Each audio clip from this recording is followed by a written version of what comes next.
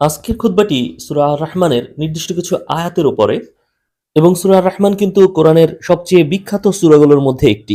মুসলিম বিশ্বের বিভিন্ন অংশে বিশেষ কিছু সূরাকে আলাদাভাবে গুরুত্ব দেওয়া হয়। কারণ এইসব সূরার ব্যাপারে বিখ্যাত এবং প্রসিদ্ধ কিছু বর্ণনা পাওয়া যায় এবং সূরা আর-রাহমান কিন্তু তার মধ্যে নিশ্চিতভাবেই একটি। বিশ্বের বিভিন্ন কালচারে বিশেষ করে সাউথ ইস্ট এশিয়ায় এই সূরার তেলাওয়াত কিন্তু খুবই কমন।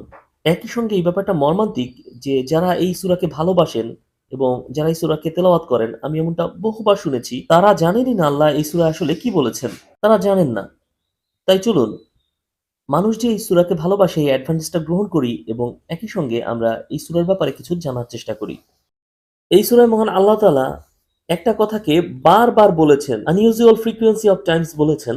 فبأي آلاء ربكما تكذبان কয়েকটি আয়াত পর, পর আল্লাহ তাআলা বারবারই এই একই কথা বলেছেন এবং এই কথার অনুবাদটা খুব যেনতেনভাবে করা হয়। কিন্তু প্রকৃতপক্ষে এই যে আল্লাহ কথাটা বলেছেন, এটাকে যদি আপনি না বোঝেন তাহলে আপনি গোটা সূরার মূল পয়েন্টটাই মিস করলেন। আল্লাহ তাআলা খুব জোরালো ও উদ্যক্তভাবে ঘোষণা করছেন, আমার কোন অনুগ্রহ, আমার কোন বিস্ময়, কোন অবিশ্বাস্য আশ্চর্যজনক ইনক্রেডিবল ব্যাপারগুলো যা তোমাদের জন্য তোমাদের রব করেছেন তাকে তোমরা অস্বীকার করবে। যদিও এটাও কিন্তু খুব রাফ ট্রান্সলেশন, কিন্তু প্রকৃতপক্ষে আল্লাহ জিজ্ঞেস করছেন যে আর কতটা অস্বীকারী তুমি হতে পারবে, আর কত কিছুকে তুমি অস্বীকার করবে। তোমার জন্য, তোমার চারপাশে তোমার জন্য আল্লাহ আর কত কিছু করবেন, আর তুমি এমন ভাব করবে এগুলো যেন আল্লাহ করছেন না। তুমি আর কতটা অন্ধ হয়ে থাকবে। আর তিনি এই প্রশ্নটা বারবার বারবার বারবার জিজ্ঞেস করেছেন। স্কলাররা সমস্যায় পড়েছিলেন, তারা বুঝতে পারছিলেন না আল্লাহ কেন বারবার এই একই প্রশ্ন করেছেন। তিনি বারবার বারবার ওই একই কথা কেন জিজ্ঞেস করেছেন। আর এটা বোঝাটাও কষ্টকর, কারণ তিনি প্রথমে কথা বলেছেন যে তিনি এই জগতে কি কি সৃষ্টি করেছেন এই ব্যাপারে, এরপরে তিনি এই প্রশ্ন করেছেন, এরপরে তিনি কথা বলেছেন বিচার দিবস সম্পর্কে, এরপরে তিনি আবারও এই প্রশ্ন করেছেন, এরপরে তিনি কিছু আয়াত জাহান্নাম এবং দোজখের ব্যাপারে কথা বলেছেন, তারপর তিনি আবারও এই প্রশ্ন করেছেন, এরপরে তিনি কয়েকটি আয়াতে জান্নাতের ব্যাপারে কথা বলেছেন, তারপর আবারও এই প্রশ্ন করেছেন। এটা কিন্তু এমন নয় যে তিনি একই বিষয়ের উপর কথা বলছেন। আক্ষরিক অর্থেই এই সূরায় 5টি বিষয়ে কথা বলা হয়েছে এবং তিনি বারবার এই একই প্রশ্ন করেছেন, বারবার। তো এখন কিন্তু এই বিষয়টা মানুষকে অনুসন্ধিৎস করে তোলে যে আসলে ব্যাপারটা কি। কারণ আপনাকে বুঝতে হবে যে কোরআন হলো بلسان عربي مبين. الله even says إلا بلسان قومهم. লোকদের নিজেদের ভাষাতেই নবীদের প্রেরণ করা হয়েছে। কোরআনের যে আরবি এটা কিন্তু খুবই স্পষ্ট। অন্য কথায় আপনাকে কিন্তু কোনো পরিশ্রান্তকর প্রয়োগিক জটিল দর্শন সম্বন্ধীয় বিচক্ষণ ব্যাখ্যা আনতে হবে এমন নয়। আসলে এটা খুবই সাধারণ। যখন কেউ আপনার সঙ্গে রাগ হয় তখন কিন্তু তারা নিজের কথা রিপিট করে, বিশেষত যখন তারা কোনো প্রশ্ন করে, যেমন যখন কাউকে তিরস্কার করা হয়। উদাহরণস্বরূপ বলা যায়, একজন শিক্ষক তাদের ছাত্রদের প্রতি চিল্লাচ্ছেন কারণ তারা বেশিরভাগই পরীক্ষায় ফেল করেছে। আমি কি এটা আবারও দেখিয়ে দেইনি? আমি কি এই বিষয়টা 10 বার পড়াইনি? আমি কি তোমাদেরকে পড়াইনি? আমি কি আমার কাজ ঠিকভাবে করিনি? অন্য কথায় যখন টিচার এই প্রশ্নগুলোকে রিপিট করছেন, এর দ্বারা তিনি বোঝাচ্ছেন আমার হাতে যা ছিল আমি তো সবই করেছি, তোমরা কেন তোমাদের কাজ করনি?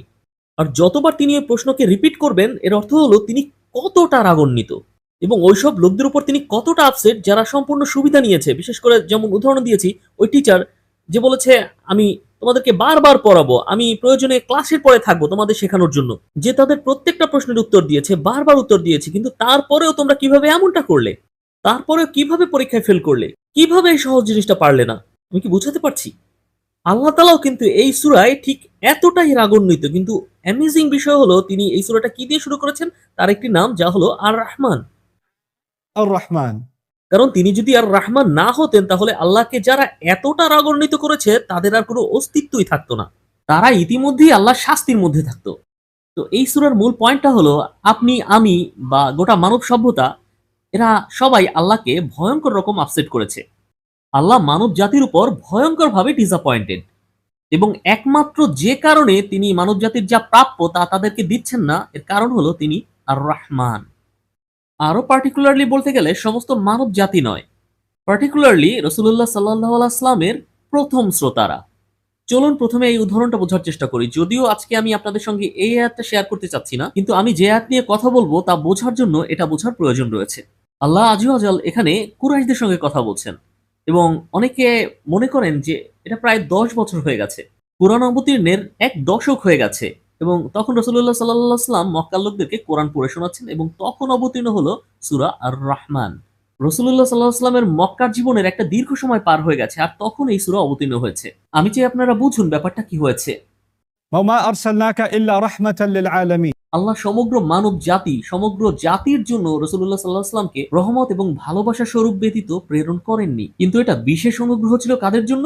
هو الذي بعث في الأميين رسولا. এই পড়ালেখা না জানা আরবদের জন্য। এই আরবদের জন্য যাদের কোনো সভ্যতাই ছিল না। তাদের না ছিল কোনো বড় বিল্ডিং, না ছিল কোনো আর্মি, তাদের না ছিল কোনো অর্জন। মোট কথা তাদের কিছুই ছিল না। এই বিশ্বে তারা চেনার মতো কেউই ছিল না।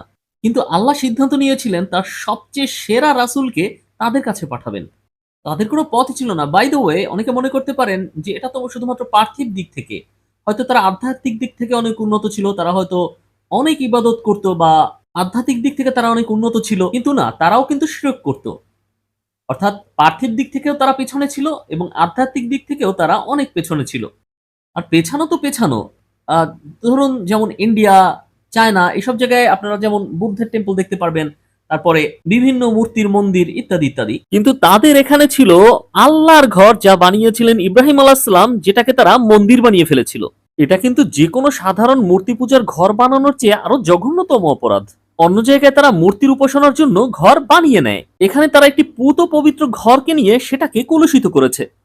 তো আধ্যাত্মিক দৃষ্টিকোণ থেকে এরা ছিল সবচেয়ে পিছিয়ে, এমন পার্থিব দৃষ্টিকোণেও এরা ছিল সবচেয়ে পশ্চাৎগামী। এমনকি রোমান এম্পায়ার তারাও কিন্তু এদেরকে দখল করতে চায়নি, কারণ তাদের এতে আগ্রহ ছিল না।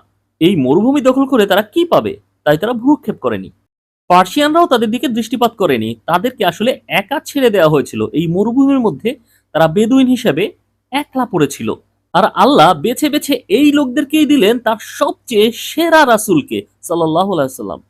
তিনি তাদেরকে দিলেন সবচেয়ে সেরা মানুষকে, যিনি গোটা মানব সভ্যতার জন্য একজন রোল মডেল, এবং তিনি তাদেরকে দিলেন আল্লাহর শ্রেষ্ঠতম ঐশী বাণী পবিত্র কোরআন এই লোকদেরকে। শুধু এতটুকুই নয়, তিনি তাদেরকে কোরআন তো দিলেন এবং দিলেন তাদের নিজেদের ভাষায়, এবং দিলেন তাদেরই এমন একজন লোকের মাধ্যমে যাকে তারা পরম শ্রদ্ধা ও বিশ্বাস করে। তারা যার কথা মনোযোগ দিয়ে শুনত, এবং তার উপরে তিনি এটাকে দিয়েছেন تدم على مكث. অল্প অল্প করে যথাসময় এবং যথাযথ জায়গায়, যেন তারা সহজেই বুঝতে পারে।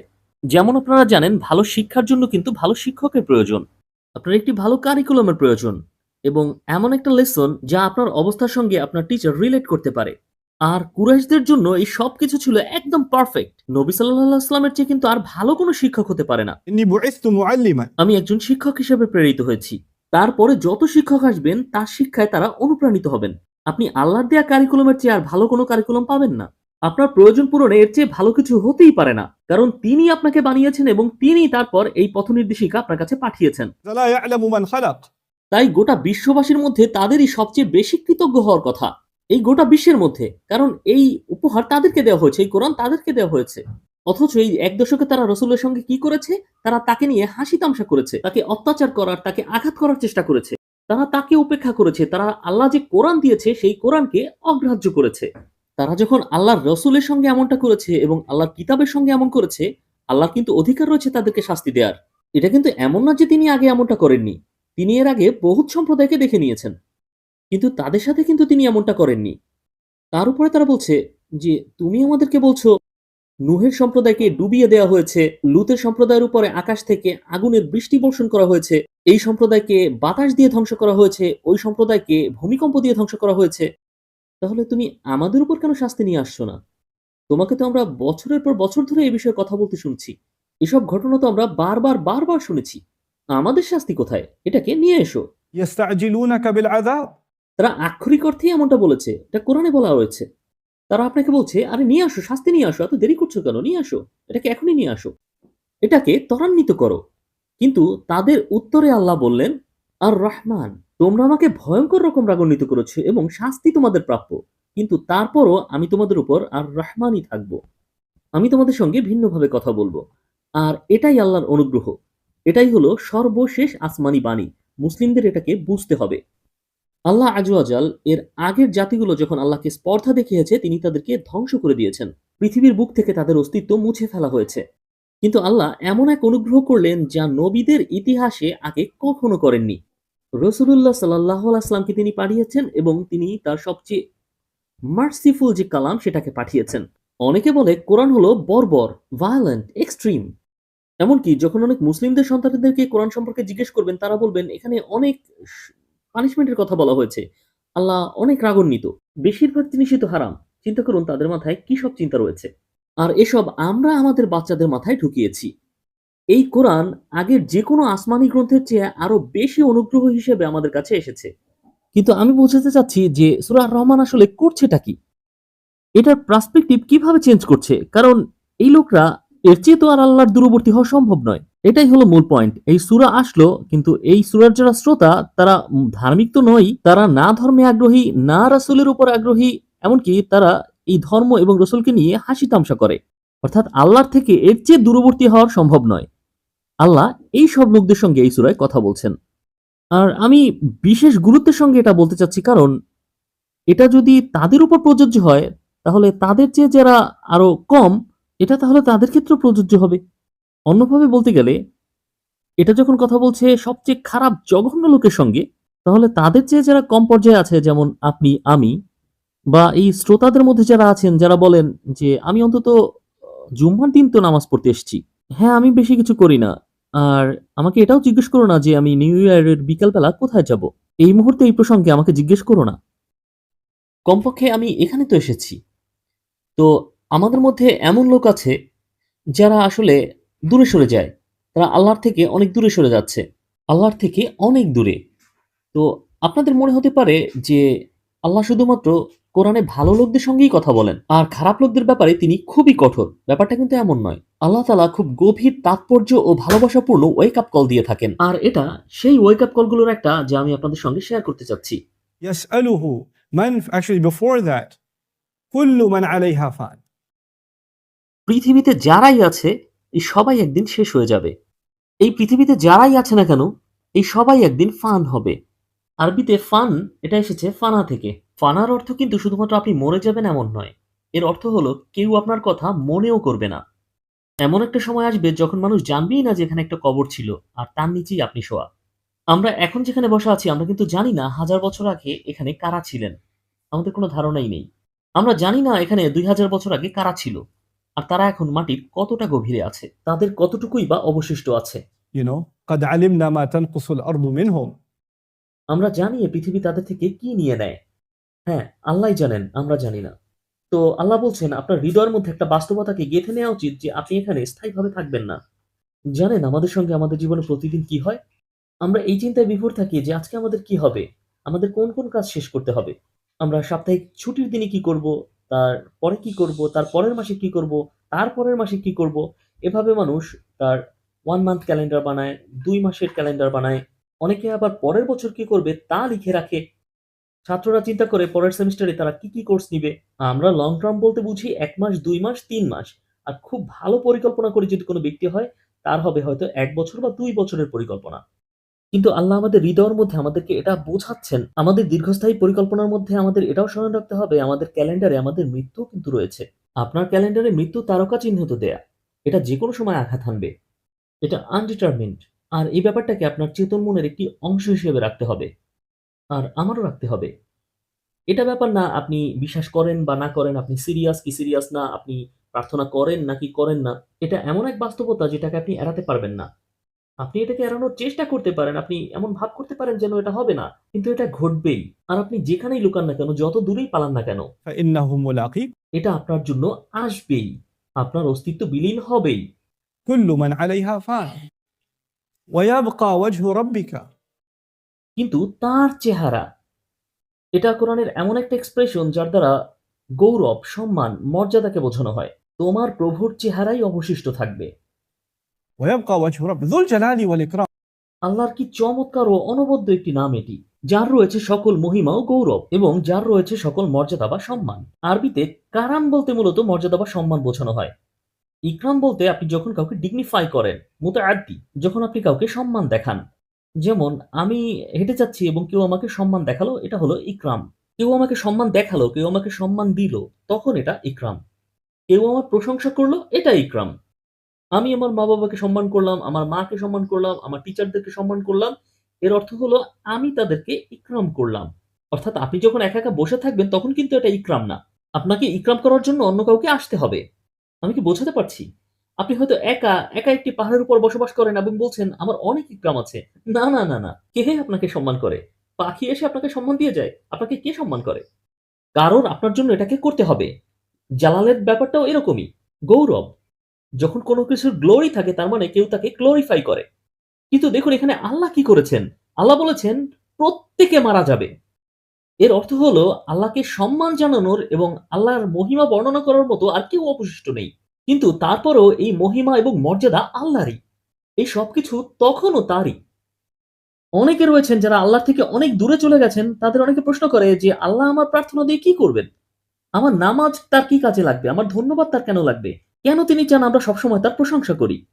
আমার এমন সব লোকের সঙ্গে কথা হয়েছে যারা বলে, মাতাল্লাহ তারা আল্লাহর সঙ্গে এ ধরনের কথা বলে যে, কেন আল্লাহ সবসময় আমার প্রশংসা লাগবে? অন্য কেউ যদি সারাদিন প্রশংসা পেতে চায় আমরা কিন্তু তাকে অহংকারী ভাবি। সে আত্মনিমগ্ন, যার প্রয়োজন রয়েছে।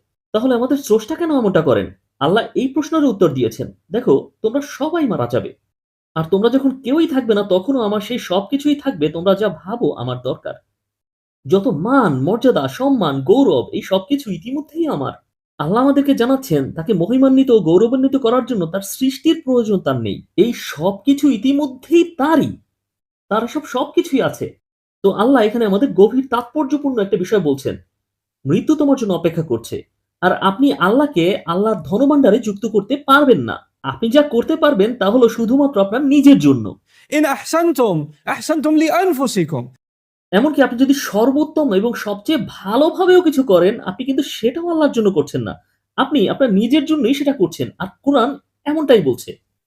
ومن جاهد فإنما يجاهد لنفسه. যেই চেষ্টা সাধনা করে সে তার নিজের জন্যই করে। আপনি আপনার নিজের জন্যই বিনিয়োগ করছেন। আল্লাহ যখন আপনাকে তার কাছে ফেরত নেবেন তখনের জন্য। মানুষ কনফিউজ হয় আর চিন্তা করে, আমাকে জোর করে কারো বাধ্যগত করা হচ্ছে। আমাকে জোর করে ইবাদত করানো হচ্ছে। আমাকে জোর করে এমন কাজ করানো হচ্ছে যা আমি করতে চাই না। আল্লাহ এখানে বলছেন, আমি তো তোমাকে শুধু আহ্বান জানাচ্ছি। তুমি যদি করতে চাও, করো। আর যদি মুখ ফিরিয়ে নিতে চাও, গো অ্যাহেড। فمن شاء فليؤمن ومن شاء فليكفر. যার ইচ্ছা হয় সে বিশ্বাস করুক, যার ইচ্ছা হয় সে অবিশ্বাস করুক। কোরআন এখানে খোলাখুলিভাবে বলছে। তোমার যা ইচ্ছা তুমি করতে পারো। কিন্তু যখন তুমি আল্লাহর দিকে প্রত্যাবর্তিত হবে, তখন এতে শুধুমাত্র তোমারই উপকার হবে। তুমি আল্লাহর কোনো উপকার করতে পারবে না। ঠিক যেভাবে তুমি আল্লাহর কোনো ক্ষতি করতে পারবে না, তেমনি তুমি আল্লাহর কোনো উপকারও করতে পারবে না। তাই তিনি বলেছেন, ويبقى وجه ربك ذو الجلال والإكرام. তার মহিমা ছিল, আছে, থাকবে। সমস্যা হবে তোমার। বুঝতে পারছি। আর এরপর তিনি প্রশ্ন করেছেন, فبأي آلاء ربكما تكذبان. তার তোমাদেরকে কোনো প্রয়োজন নেই, কিন্তু তারপরও তিনি তোমাদেরকে দেখে রাখছেন। তার তোমাদেরকে কোনো প্রয়োজন নেই, কিন্তু তারপরও তিনি তোমাদেরকে খাওয়ান, পড়ান, তোমাদের দেখাশোনা করেন, তোমাদের জীবনকে সৌন্দর্যমণ্ডিত করেন। তিনি কিন্তু শুধুমাত্র বাঁচার উপকরণ দিচ্ছেন না, কারণ মানুষ একটা জেলের মধ্যেও বাঁচতে পারে। তিনি তোমাদেরকে একটি ঘর দিয়েছেন। তিনি তোমাদেরকে কত কিছু দিয়েছেন। বেঁচে থাকার জন্য চামড়াই যথেষ্ট, কিন্তু তিনি আমাদেরকে কাপড়ের ব্যবস্থা করে দিয়েছেন। তিনি এয়ার কন্ডিশনিং দিয়েছেন। তোমাদেরকে কত কিছু দিয়েছেন।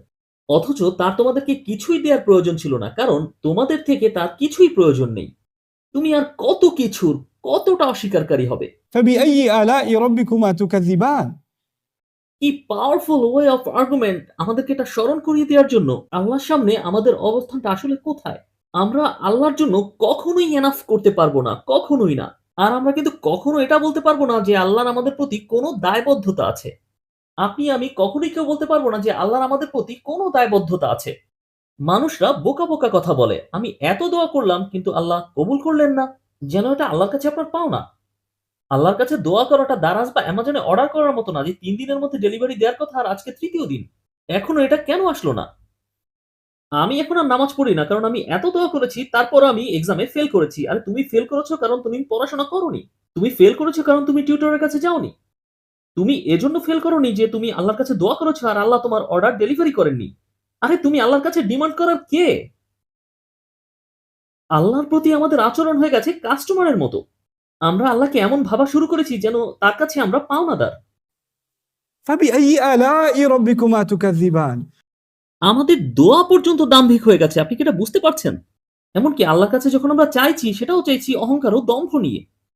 আর আল্লাহ আমাদেরকে স্মরণ করিয়ে দিচ্ছেন, আর কতটা অস্বীকারী তুমি হবে, আর কত ভ্রমে তুমি পতিত হবে। আরবিতে আলা শব্দটি খুবই তাৎপর্যপূর্ণ। তোমার মালিকের কতগুলো অনুগ্রহকে তুমি অস্বীকার করবে। উপকার বা অনুগ্রহর আরবি হলো নিয়াম। فضائل, فضل. These are ni'am. These are favors. কিন্তু আলা শব্দটি এসেছে لا أداة التنبيه. এমন কিছু যা আপনার দৃষ্টি আকর্ষণ করতে চায়। আল্লাহ বলছেন, আমি তোমার চারপাশে কত চমকপ্রদ জিনিস তৈরি করে রেখেছি, যেগুলো তোমার দৃষ্টি আকর্ষণ করতে চায়। এগুলো যেন চিৎকার করে বলছে, দেখো আল্লাহ তোমার জন্য কত কিছু করেছে, আর আপনি খেয়ালই করছেন না। আপনি সবকিছু থেকে বিস্মৃত হয়ে আছেন। আপনি এমনকি চোখটা মেলেও দেখছেন না যে তিনি আপনার জন্য কত কিছু করেছেন। প্রত্যেকবার আমরা যখন গাড়িতে উঠি, চাবি দেই, ইগনিশন করি, তখন কে এই গাড়িকে চালু করে দেয়?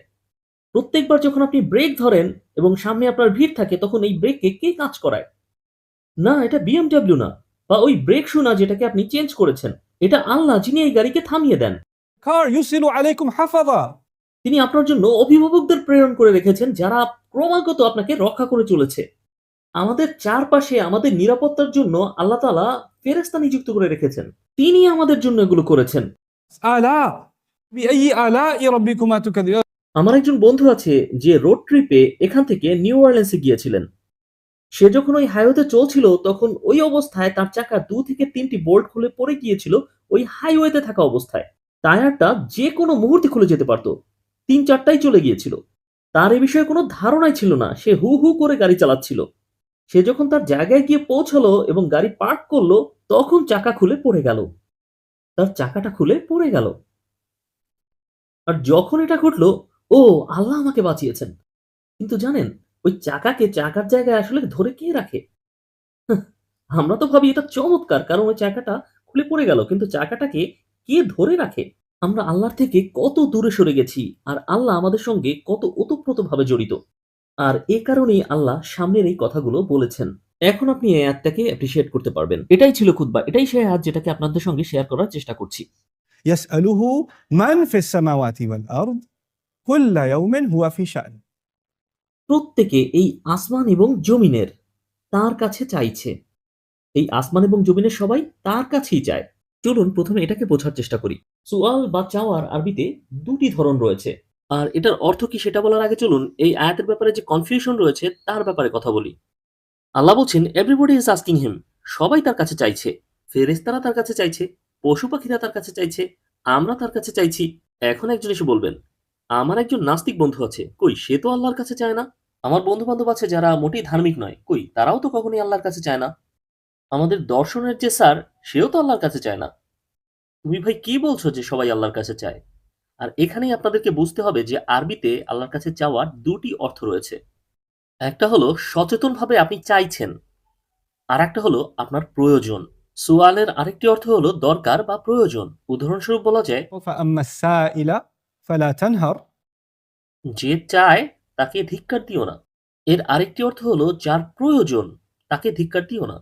এমন সব লোক রয়েছে যারা নিডি, কিন্তু তারা ভিক্ষা করে না। আপনার জানতে হবে যে তারা নিডি, এবং তারা হাত পাতার আগেই আপনার তাদেরকে দেওয়া উচিত। এর অর্থ হলো এই আসমানে এবং এই জমিনে যারা এবং যা কিছু আছে সবারই প্রয়োজন রয়েছে, এবং এই প্রয়োজনটা আসলে তার কাছে। একজন হয়তো অবিশ্বাসী, কেউ বা অবাধ্য মুসলিম, কেউ একজন হয়তো জানে তারা কিছু একটা ভুল করছে এবং তাদের এটা করা উচিত না, কিন্তু তারপরও তারা এটাই করে এবং আল্লাহকে স্পর্ধা দেখায়। আল্লাহ তাদেরকেও দিতে থাকেন এবং দিতেই থাকেন। যারা ৫ ওয়াক্ত নামাজ পড়ে আর যারা মোটেই নামাজ পড়ে না, বা যারা প্রথমবার এই বছরের মধ্যে মসজিদে এলো, আল্লাহ কিন্তু সবাইকেই দিয়ে থাকেন। এমন কেউ নেই যাকে আল্লাহ দেন না। আমাদের প্রত্যেকের ফুসফুসই কিন্তু আল্লাহ বাতাস দিয়ে পূর্ণ করেন। আমাদের প্রত্যেকের হৃদস্পন্দনই আল্লাহ চালু রেখেছেন। আপনার এবং আমার মধ্যে যে হৃৎপিণ্ড রয়েছে, এর প্রত্যেকটা স্পন্দনের পরেই কিন্তু এটা আল্লাহর কাছে দোয়া করে আর বলে, হে আল্লাহ, আমি কি পরবর্তীবার স্পন্দিত হব? আর তিনিই এটাকে অনুমতি দেন। আমার প্রত্যেকটা শিরা উপশিরার প্রয়োজন রয়েছে। এই সবকিছুর আল্লাহর কাছে প্রয়োজন রয়েছে। আর আল্লাহর অনুমতি ছাড়া, لا تسقط من ورقة. তার অনুমতি ব্যতীত একটি পাতাও পড়ে না। গাছের একটি পাতাও পড়বে না। আমার দেহের মধ্যে একটি কোষও নড়বে না আল্লাহর অনুমতি ব্যতীত। আমি আল্লাহর অবাধ্যতা করতেই পারি, কারণ আমার যে আত্মা, আল্লাহ এটাকে সুযোগ দিয়েছেন যে আমি আল্লাহর কথা নাই শুনতে পারি, আল্লাহকে ভুলে যেতে পারি, যা খুশি তাই বলতে পারি, যেভাবে খুশি উপার্জন করতে পারি, যে সম্পর্কে ইচ্ছা জড়াতে পারি, শুক্রবার রাতটায় যা খুশি তাই করতে পারি, কারণ দিন তো আমরা আল্লাহকে দিয়ে দিয়েছি, তাই না? তাই রাতটা শয়তানকে দেই। ঠিক? অনেকেই কিন্তু এমন করে, সাপ্তাহিক হিসাবটা সাম্যাবস্থায় নিয়ে আসে। অথচ আল্লাহ কিন্তু আপনার উপর বজ্রপাত ঘটাননি। তিনি আপনাকে জোর করে টেনে হিঁচড়ে মসজিদে ফেরত আনেননি। তিনি যদি চাইতেন তিনি কিন্তু অবশ্যই পারতেন। তিনি এর আগে বহু জাতিকে সোজা করেছেন। কিন্তু আপনার আমার সঙ্গে কিন্তু তিনি এমনটা করছেন না। যখন হাত চুরি করে, এটা কিন্তু প্যারালাইজড হয়ে যায় না। যখন কেউ জিনা করে তার কিন্তু হার্ট অ্যাটাক হয় না। যখন কেউ হারাম খায় তার কিন্তু সাথে সাথে স্টমাক ক্যান্সার হয় না। আল্লাহ কিন্তু এমনটা করেননি। তারা তখনও খাচ্ছে, তখনও হাসছে। প্রত্যেকের চাহিদা রয়েছে يسأله من في السماوات والأرض এবং এরপরে তিনি আপনাকে এবং আমাকে বলছেন في كل يوم هو في شأن প্রত্যেকটা মুহূর্ত, প্রত্যেকটা দিন। ইয়ম এখানে আসলে يعني مصطلح لجميع الأوقات যেন এটা সমস্ত সময়, প্রত্যেকটা দিন, প্রত্যেকটা মুহূর্ত, প্রত্যেকটা সিঙ্গল টাইম তিনি এমন কিছুতে নিয়োজিত আছেন যেটা শুধুমাত্র তার দ্বারাই করা সম্ভব। আর এই সূরা এটা কিন্তু কোনো ওয়ার্নিং না। এটা একটা সুন্দর জিনিস যেটা দিয়ে আমি এটা শেষ করতে চাচ্ছি। يسأله من في السماوات والأرض كل يوم هو في شأن ধরুন একজন শিক্ষক হিসেবে আমার যে সামর্থ্য রয়েছে, আমি হয়তো ৫০ জন স্টুডেন্টকে পড়াচ্ছি। তাদের মধ্যে একজন আমাকে একটা প্রশ্ন করল। কারোর হয়তো আমার থেকে আবার বাড়তি সাহায্য লাগবে। কেউ বলল, "আমার এখন একটু সমস্যা আছে।" কেউ বলল, "আমার একটু কনফিউশন রয়েছে।" আমি একজনকে ৫ মিনিট দিলাম, অন্যজনকেও ৫ মিনিট দিলাম, আরেকজনকেও ৫ মিনিট দিলাম। আমি যদি সবাইকে ৫ মিনিট করে দেই তাহলেও কিন্তু ২৫০ মিনিট। আমার প্রাণ যায়, যায় অবস্থা। তাদের সব সমস্যা কিন্তু আমার পক্ষে দেখা সম্ভব নয়। এমনকি আমি যদি এটা করিও, আমি যদি তাদের প্রত্যেককে ৫ মিনিট দেইও, তারপরেও কিন্তু তারা কমপ্লেইন করবে যে আমাকে শুধুমাত্র ৫ মিনিট দিয়েছে। ব্যাপারটা কি এমন নয়? তারা কে কি রিকোয়েস্ট আমাকে করেছে আমি কিন্তু সবগুলো মনেও রাখতে পারব না। আমি তাদের সমস্ত প্রশ্নের উত্তরও দিতে পারব না। তাদের কারো প্রশ্নের উত্তর হয়তো আমার জানাই নেই। কারো অনুরোধ হয়তো আমার পক্ষে পূরণ করা সম্ভব নয়। কেউ হয়তো এসে বলবে, "আমার আপনার ৩ ঘন্টা সময় প্রয়োজন।" আমি বলব, "দুঃখিত, আমার হাতে ৩ ঘন্টা সময় নেই। আমি আশা করি যদি এটা তোমাকে দিতে পারতাম। কিন্তু আমার তো অন্যান্য অনেক দায়িত্ব রয়েছে।" যখন অন্যরা আপনার কাছে কিছু চাইবে, তখন আপনি বুঝতে পারবেন এর অর্থটা আসলে কি। যখন অনেক মানুষ একই লোকের কাছে একই সঙ্গে অনেক কিছু চায়, তখন কি হয় জানেন? তারা ভেঙে পড়ে এবং তারা বলে, "আমার একটু ব্রেক প্রয়োজন। আমার এখন ছুটি লাগবে। আমি এটাকে আর সামলাতে পারছি না।" যেমনটা একজন স্টোর ম্যানেজারের হয়ে থাকে ঠিক ঈদের বেচাকেনার পরে। যেন তারা আর কারো সাথে দেখাই করতে চায় না। মানুষ সহজেই ভেঙে পড়ে যখন আপনি তাদের কাছে রিকোয়েস্ট করতেই থাকেন, কোনো কিছু চাইতেই থাকেন, চাইতেই থাকেন, চাইতেই থাকেন। যারা গৃহস্থলীর দায়িত্বে থাকেন তাদের সঙ্গেও কিন্তু এমনটা হয়। তাদের চারিদিক থেকে সবসময় শুধু চাহিদা আর চাহিদা। তারা অনেক চাপের মধ্যে থাকেন। আর আপনি যখন ওই পজিশনে আপনি জানেন তাদের কারো, কারো কথা আপনি শুনতে পারবেন আর কারো কথা শোনা সম্ভব নয়। যারা গুরুত্বপূর্ণ, যাদের কথা গুরুত্বপূর্ণ তাদের কথা বেশি শোনা হবে আর যারা কম গুরুত্বপূর্ণ বা যাদের কথা কম গুরুত্বপূর্ণ তাদেরটা শোনা হবে না। কিন্তু দেখুন আল্লাহ আযza ওয়া জাল আসলে কে? كل يوم সবার প্রয়োজন তার কাছে, সবাই তার কাছে চাইছে। বিশ্বাসী এবং অবিশ্বাসী। মুসলিমদের মধ্যে যারা সবচেয়ে অবাধ্য, আপনি অবিশ্বাসীদের কথা এই মুহূর্তে ভুলে যান। মুসলিমদের মধ্যে যারা সবচেয়ে অবাধ্য, যারা প্রকাশ্যে গর্বের সঙ্গে হারাম কাজ করে, যাদের মুখ থেকে জঘন্য কথা বের হয়, যারা অন্যের উপর জুলুম করে ও অন্যায় করে, এমনকি যারা প্রকাশ্যে এগুলো করে, তাদের হৃৎপিণ্ডও কিন্তু পরবর্তী বিটের জন্য আল্লাহর কাছে অনুমতি প্রার্থনা করে। আর আল্লাহ অনুমতি দেন। তারা যখন শুক্রবার রাতে ক্লাবে যায়, তখন আল্লাহ কিন্তু তাদের জন্য ফেরেশতা পাঠান তাদের গাড়িকে গার্ড করার জন্য। তাদেরকেও আল্লাহই দেন। আল্লাহ তাদের সবাইকে দেন এবং তাদের সবাইকে রক্ষা করেন এবং তিনি বলেন, "আমিই দেই।"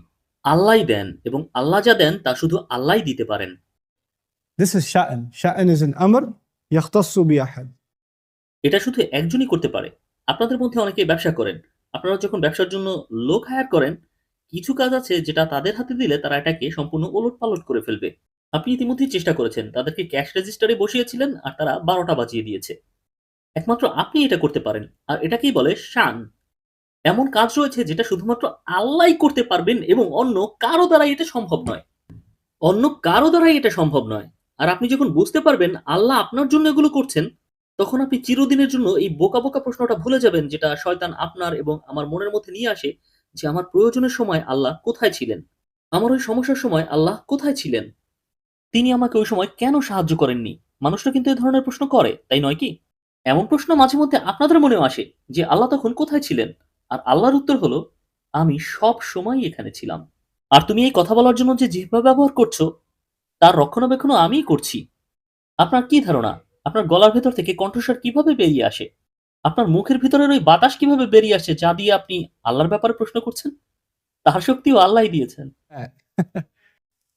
this is كل يوم هو في شأن আর তারপর তিনি এই প্রশ্নটা আবার করেছেন, "ফাবিআইয়ি আলাঈ রাব্বিকুমা তুকাজ্জিবান?" কোন অনুগ্রহ, কোন অ্যামেজিং জিনিসটা যা আল্লাহ তোমাদের জন্য করেছেন তা তোমরা উভয়ে অস্বীকার করবে? are both of you going to deny সবশেষে যে জিনিসটা আমি আপনাদের সঙ্গে শেয়ার করতে চাচ্ছি, আমার সময় প্রায় শেষ। অনেক মানুষই এই বিষয়টায় কিউরিয়াস যে আল্লাহ এই গোটা সূরাটায় মানুষ এবং জিন উভয় কি অ্যাড্রেস করেছেন। কোমা, এই দুই বিশেষণ দ্বারা আল্লাহ কিন্তু মানুষ এবং জিন উভয়কেই বুঝিয়েছেন। তো মানুষ এবং জিনের কথা কেন বলা হয়েছে? এটা কিন্তু ইন্টারেস্টিং। এটা ইন্টারেস্টিং কারণ কুরাইশরা, মনে আছে যে শ্রোতাদের কথা প্রথম বলেছিলাম? এই লোকেরা এই লোকেরা নবীর শত্রুতে পরিণত হয়েছিল আলাইহিস সালাতু ওয়াসসালাম। তারা শুধুমাত্র ইসলামকেই গ্রহণ না করে থামেনি। এক সেন্সে তারা শয়তানকে বন্ধু বানিয়ে নিয়েছিল। তারা শয়তানের বন্ধু হয়েছিল। তো যারা আল্লাহর দ্বীনের বিরোধিতা করেছে, বাইরে থেকে আমরা দেখছি মানুষদেরকে। কিন্তু তাদের পাশে যাদেরকে আমরা দেখছিলাম না, যারা তাদেরকে ওয়াসওয়াসা দিচ্ছিল, তারা হলো জিন, শায়াতিন। আল্লাহ কিন্তু সবাইকেই দেখছিলেন। আল্লাহ জানতেন যে অকৃতজ্ঞ শুধুমাত্র মানুষরা নয়, তাদের চারপাশে সবসময় যারা তাদেরকে ওয়াসওয়াসা দেয় তারা হলো জিন। তাই তিনি প্রশ্ন করেছেন যা আমরা দেখি এবং যা আমরা দেখি না তাকে। আর এই ইনক্রেডিবল সূরায় আমরা যখন আল্লাহ তাআলার থেকে অনেক দূরে চলে যাই, যখন আপনি আমি আল্লাহর থেকে দূরে সরে যাই এবং আল্লাহর অবাধ্য হই, আর সবচেয়ে বড় ক্রাইম করি যা হলো আল্লাহর অকৃতজ্ঞ হওয়া, আমরা কার ওয়াসওয়াসা অনুসরণ করি? আমরা অনুসরণ করি ولا تجد أكثرهم شاكرين. শয়তানের শপথ ছিল, আমি আপনাকে গ্যারান্টি দিচ্ছি আপনি তাদের অধিকাংশকেই কৃতজ্ঞ পাবেন না। তার কাজ হলো আমাদেরকে অকৃতজ্ঞ বানানো। আল্লাহ আপনার আমার জন্য যা করেছেন আমরা যেন সেদিকে খেয়াল না করি। সে ক্রমাগতভাবে ওয়াসওয়াসা দিয়ে এটাই করতে থাকে। তাই আল্লাহ আমাদের উভয়কেই সম্বোধন করেছেন। যেন আপনি বুঝতে পারেন আপনি একা নন, আপনার চারপাশে অন্য কেউ আছে। আর এই শয়তানের কাজ হলো আপনাকে ভুলিয়ে দেয়া। এর অর্থ হলো আপনাকে ক্রমাগত এক আধ্যাত্মিক যুদ্ধ চালিয়ে যেতে হবে, এক অদৃশ্য যুদ্ধ। এবং আপনাকে আমাকে মনে রাখতে হবে এমন একটা শক্তি রয়েছে যারা আমাদেরকে ভুলিয়ে রাখতে চায়। তারা চায় আমরা যেন উপেক্ষা করি। وما أنسانيه إلا الشيطان أن أذكره. আমি ভুলে যাইনি, বরং শয়তানই আমাকে ভুলিয়ে দিয়েছে। শয়তানকে মানুষের উপর কোনো ক্ষমতা দেওয়া হয়নি, শুধুমাত্র একটি ক্ষমতা দেওয়া হয়েছে, তা হলো মানুষকে ভুলিয়ে দেয়া। সে আমাদেরকে ভুলিয়ে দিতে পারে। ঠিক যেমন আপনি চাবি কোথায় এটা ভুলে যান, আপনি চাবি খুঁজে পান না, ঠিক ওই সময় যখন আপনার জুম্মার নামাজে যেতে হবে। আপনার হাতে যখন সময় থাকে তখন কিন্তু আপনি চাবি হারান না। এটা তো শয়তানের কাজ। বুঝতে পারছি। আল্লাহ আজও আজাল আমাদেরকে শয়তানের ওয়াসওয়াসা থেকে রক্ষা করুন। আল্লাহ আমাদের সত্যিকার এবং প্রকৃতার্থেই কৃতজ্ঞ বান্দায় পরিণত করুন। আমি অনেক ইয়াং লোকদেরকে চিনি এবং নিউ ইয়ার কিন্তু আসতেই চলেছে। সামনে অনেক প্রলোভন অপেক্ষা করছে। আপনার অনেক বন্ধুরা আপনাকে কল দিয়ে বলবে, "চল না বন্ধু পার্টিতে যাই।" আর আপনি বলবেন, "না বন্ধু, আমি একটি খুতবা শুনেছি, আমার মনে হয় না আমি যেতে পারবো।" আর তারা বলবে, "আরে তোর মধ্যে কোনো রসকসই নেই। একটু তো বাঁচতে শেখ।" আপনার বন্ধুদের থেকে আপনি এমনটাই শুনবেন। আর তখনই আপনাকে আপনার চারদিকে তাকাতে হবে এবং আপনাকে সিদ্ধান্ত নিতে হবে যে আপনি কার অনুসরণ করবেন। আর দিন শেষে কে আপনার উপকারে আসবে? কে আপনার উপকার করবে? আল্লাহর পথ অনুসরণ করা? নাকি আপনার বন্ধুরা যা বলছে যে, "আয় এই অল্প একটু সময়ের জন্য অন্তত সবকিছু ভুলে যা। আমি জানি তুই এটা শুনেছিস। আমি জানি এটা তোর হৃদয়ের মধ্যে কোনো একটা জায়গায় আছে। কিন্তু অল্প একটু সময়ের জন্য এটাকে একটু পাশে সরিয়ে রেখে এটাকে ঘুম পাড়িয়ে একটু সময় মজা করে নে। তারপর না হয় আবার এসব মনে করিস। وتكون من بعده صالح. তুমি পরেও ভালো মানুষ হতে পারবে। এখন পার্টির সময়, চল পার্টি করি।" আপনি যদি এর সঙ্গে যুদ্ধ করতে পারেন, আপনি যদি এই প্ররোচনার বিরুদ্ধে জয়ী হতে পারেন, আল্লাহুল আজিম, আপনি সবচেয়ে বড় একটি যুদ্ধে বিজয়ী হলেন।